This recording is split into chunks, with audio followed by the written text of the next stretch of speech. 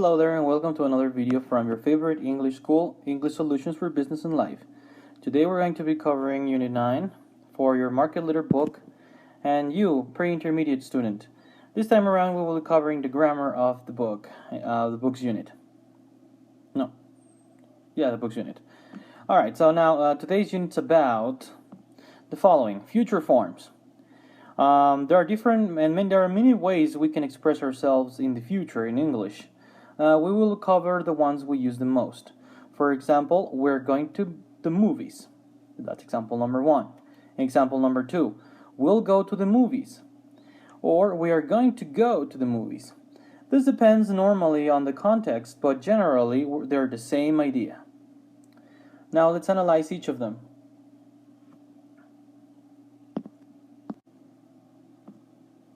Okay, the first one is the present continuous for the future.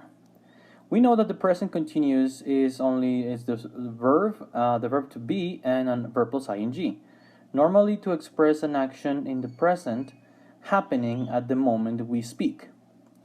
Okay, we use it mostly, but you can also use it for the future.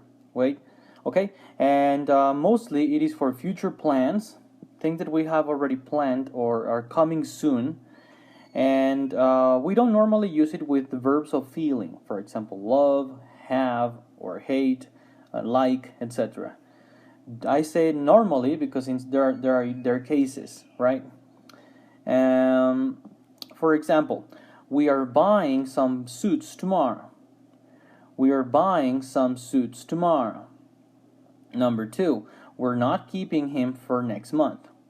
We're not keeping him for next month. By keeping means we're not continuing with his contract. We will terminate his contract as of next month.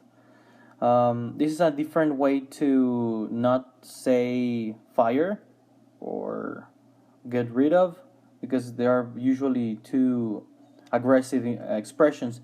So we can say, oh, I'm not keeping this person. I'm not going to continue with his or her contract.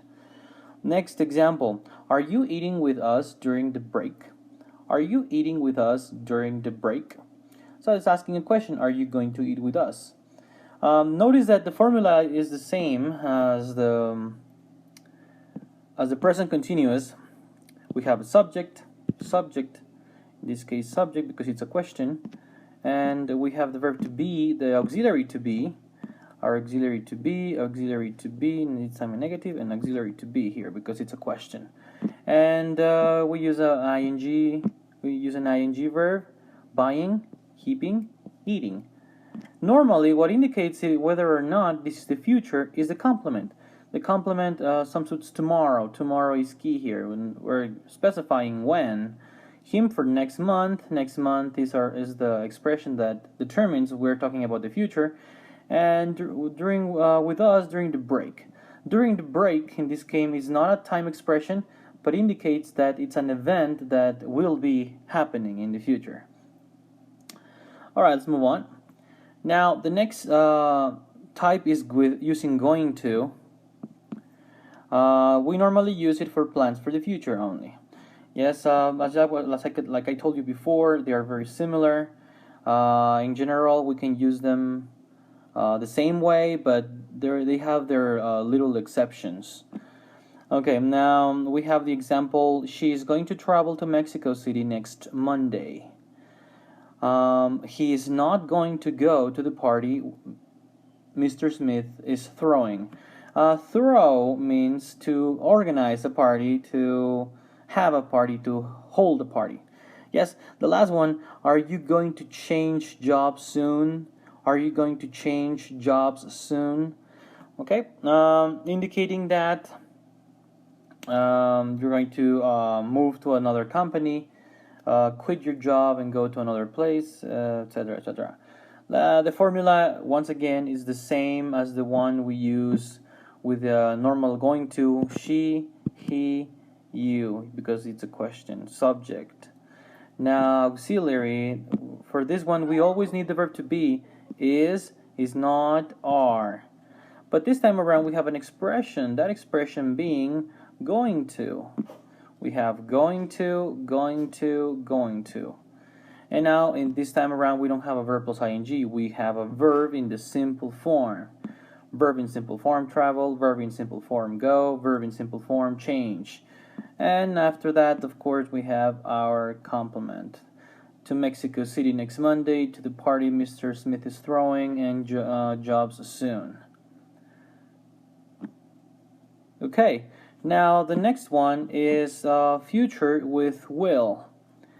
Using future with will, we normally use it for predictions and promises. However, like I told you before, you can also use it for plans or things you are sure about in the near future. For example, he'll kill you if you don't finish on time. Well, by kill you, I'm not meaning literally, it's just an expression. Well, you probably know this. The next one, she won't like it when she finds out about the problem. She won't like it when she finds out about the problem. When she discovers that you did something wrong or that you messed up. Number 3, will you give your best next month? Will you give your best next month? Will you do a very good job next month? That's a question. And the formula, as usual, it's pretty much the same. We have a subject, he, she, you, the auxiliary will or won't, will as a contraction, won't, negative of will, and will in a question. With will, we're going to be using the verb in simple form. You know this already, kill, like, give.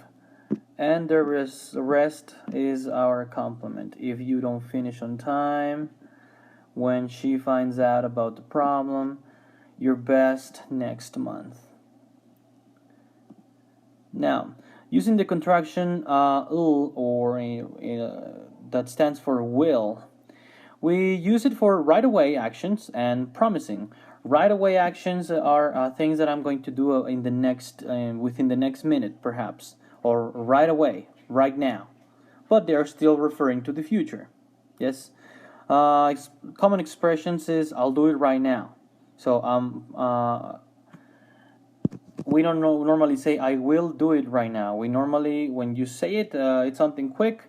So you want that contraction in there. I'll do it right now. The next one, I'll sign it today. This sounds more like a promise. I promise you that I will sign it today. So you say I'll sign it today. And the third one, I'll pick him up, is like I'm promising you, I'm assuring you that I will do this. I will pick this person up. It could be your son, it could be your brother, it could be a friend, etc., etc. Okay, we can also use the auxiliary can for the future. The context of the conversation will indicate whether or not we're talking about the future. For example, number 1, I can go with you tomorrow. I can go with you tomorrow. Here, the word tomorrow is a key because we were indicating that we're talking about the future. The next one, I can't buy it if they don't pay me, of course. So if they don't pay me, there's a condition there. They don't pay me, I can't buy it. So once again, if you remember, well, you haven't seen it yet, but it's a condition here. Sometimes when there's a condition, we can use can to refer to the future. If they don't pay me. If they don't pay me tomorrow, maybe, I can't buy whatever I was planning to buy. All right. Okay, one tip, I'm going to read it to you. We can learn a lot by paying attention to context and the tone of voice or the intention. This is very important, and normally people don't tell you this in class. Context is basically how we learn the best. By the way people talk or their intention, we can understand a lot of things, even if we don't completely understand the words they're saying. So whenever you are in a conversation, pay attention to the context, the voice, and the intention of the person, the tone of voice of the person and the intention. Let's recap a little bit before I let you go. Don't forget that we covered Unit 9 today for our Market Leader book, pre-intermediate students.